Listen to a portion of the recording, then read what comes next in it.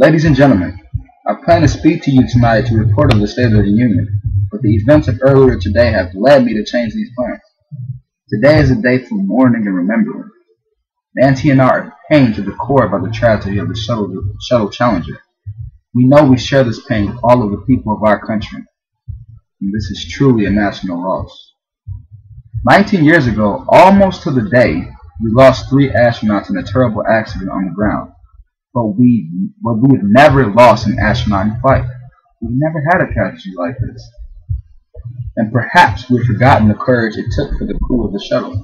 But they, the Challenger 7, were aware of those dangers, but overcame them and did their job brilliantly. We mourn 7 heroes: Michael Smith, Dick Scooby, Judith Rosnick, Ronald McNair, Alex Morgan, Gregory Jarvis, and Krista McCauley. We mourn their loss as a nation together. For the families of the 7, we cannot bear, as you do, the full impact of this tragedy. But we feel the loss, and we're thinking about you so very much. Your loved ones were daring and brave, and they had the special grace, that special spirit that says, "Give me a challenge, and I'll meet it with joy."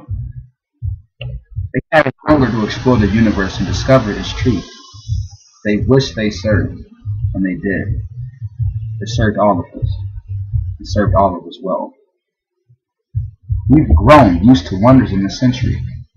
It's hard to dazzle us, but for 25 years, the United States Space Program has been doing just that.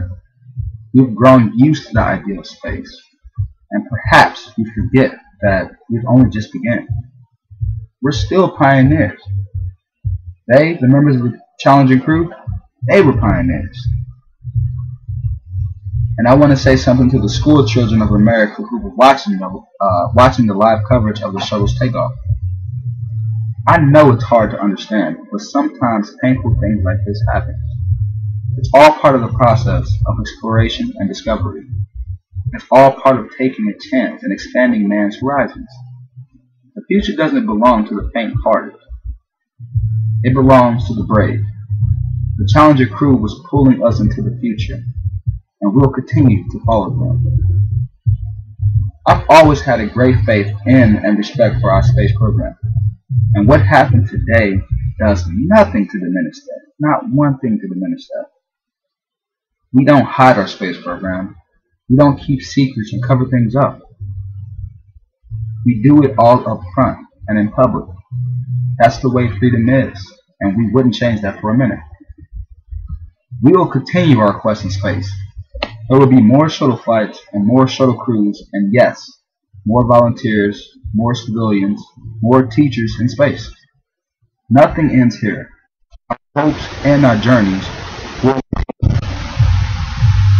I want to add that I wish I could talk to every man and woman who works for NASA, or who worked on this mission, and tell them, your dedication and professionalism have moved and impressed us for decades, and we know of your anguish. We all share it. There's a coincidence today. On this day 390 years ago, the great explorer Sir Francis Drake died aboard ship off the coast of Panama. In his lifetime, the great frontiers were the oceans, and a historian later said he lived by the sea, died on it, and was burnt on and buried in it. Well, today we can say of the Challenger crew, their dedication was, like Drake's, complete.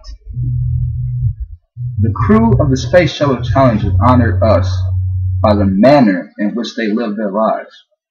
We will never forget them, nor the last time we saw them this morning, as they prepared for the journey and waved goodbye and slipped the surly bonds of earth to touch the face of God. Thank you very much.